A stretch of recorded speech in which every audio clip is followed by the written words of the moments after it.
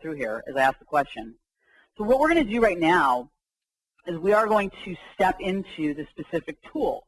As we go through the tool, think about what you learned in this practice, in this activity. What are the things that are working and not working, and notice how you can fit them into this tool. And in fact, you don't need to do this right now. You could do it later. But the place where I wrote quadrant, the quadrants are what we're going to talk about right now. And later on, you can go back and assess this sheet that we just filled out. What quadrant was I in when I was doing that? Okay? And that way you'll be able to take, the snapshot of where you are and apply this tool to it. So here we go. This is from Stephen Covey. Stephen Covey, as many of you probably know, wrote the 7 Habits of Highly Effective People. Tremendous personal and business book. And he then took the first habit, which is called Putting First Things First, and developed a time management book. So if you're really excited to read more things on time management, his book is, I think, the best book on time management. It's a very holistic view. But if you don't want to read it, I am going to outline it for you right now. So he gives us a basic matrix of how you might approach your time. And the way the matrix is built is those things that are on the left-hand side are urgent. Those on the right are not urgent. Those on the top are important. Those on the bottom are not important. And this matrix represents your whole day, represents all the hours in your day. So let's just start with number 1. Quadrant number 1. Quadrant number 1 are items that are urgent and important. So let's go to the next slide. Urgent and important things. If you feel stressed, if you feel crazy, rushed, and busy, then the chances are good that you spend a lot of your time in this quadrant. Because this is the quadrant of emergency. Because an emergency is truly defined as something that is urgent and important. There's an urgency to it, and you know it's got to get done now, and you know that's important enough to get it done now. Sharon, if you can hear me, we need to go to the next one. So I'm going to have you guys think about examples, and then I'll ask you to unmute yourselves and talk about examples. But first, let me just describe it, and you think about what kind of examples you have. Urgencies are, somebody breaks a leg. In the world of law, ex parte hearings, which for those of you who are not lawyers are hearings that are scheduled within like 24 hours. Here we go. Let's go. Urgency, me taking my son to the doctor yesterday, out of the blue. What kind of urgencies do you deal with on a daily basis? So unmute yourself and share, please. The interaction is how you learn, really. Who's that? Calling. Go ahead. Clients calling. Clients calling. Yes. So clients calling could be urgent and important, and maybe not. We'll talk about that in a second. But certainly, if the phone is ringing, if you know it's a client or believe it's a client, then you experience that as urgent and important. What else? For clients who are in crisis, actual crisis. Yeah, absolutely. They're having an actual emergency. And this is Carson. Oh, go ahead. Yeah. So one thing that comes up for me a lot is staff will have events that are not planned enough in advance, and so then there becomes these crises of timing. Yes, because you knew it was coming, but they knew it was coming, but they didn't plan it sufficiently. Correct. Yeah, yeah.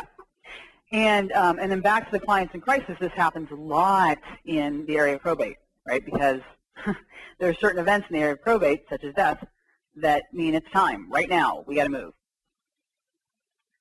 Let's see. Can you think of anything else that you deal with in terms of crises or urgencies that are important at that moment? Equipment failure. Telephones aren't working. Computers go down. Internet goes down. Yes, that's a great example. Oh, yeah. So can you hear in here, if we take that example and then we take Carson's example of there's an event coming, but we haven't planned for it sufficiently, can you see the difference between those two types of urgencies? And if so, tell me what you think that is.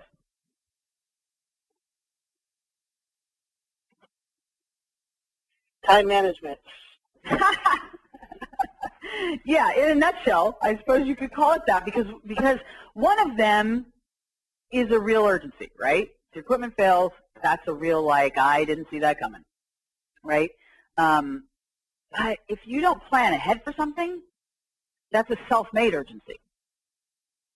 So one of the things that's really important about this paradigm, this way of looking at things, is that if you approach it differently, you can start to really eliminate or drastically reduce the self-made urgencies. And that's really what we want to talk about. And when it comes then to the non-self-made emergencies, two things happen. One, you might look at it and see if you had some part in creating that urgency so that, again, you can reduce it in the future, with your equipment, right? So you might ask, did I properly care for it? Was it already, blinking and going on the fritz, and did I ignore it and say, well, I'll get to that tomorrow?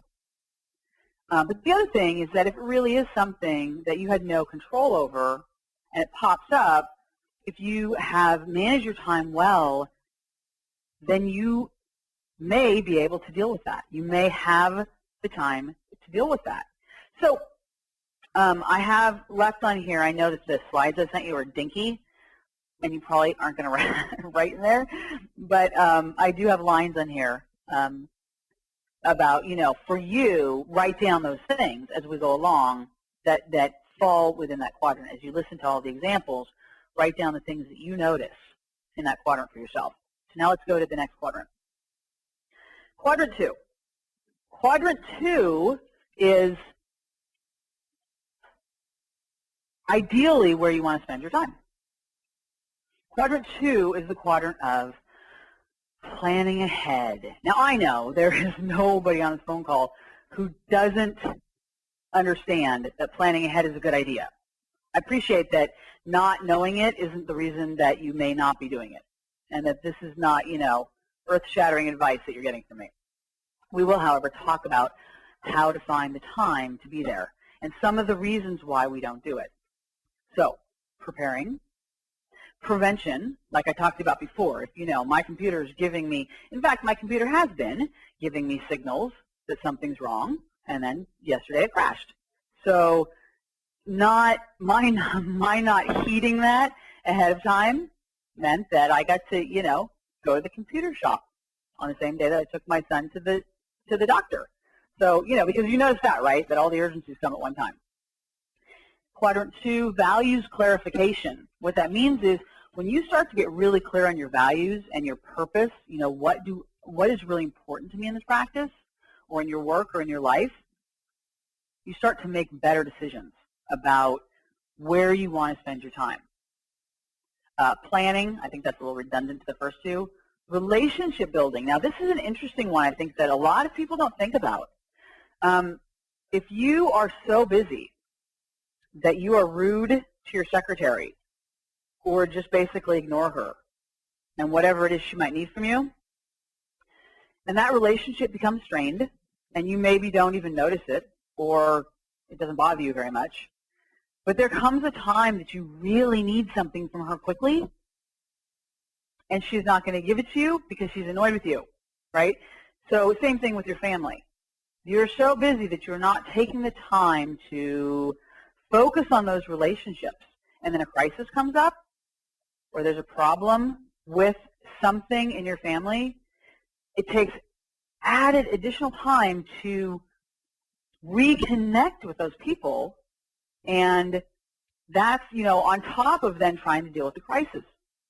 And when you have strong relationships with people in your office, in your firm, in your family, the likelihood is that that's going to really save you time in the long run. So again, different paradigm, I know.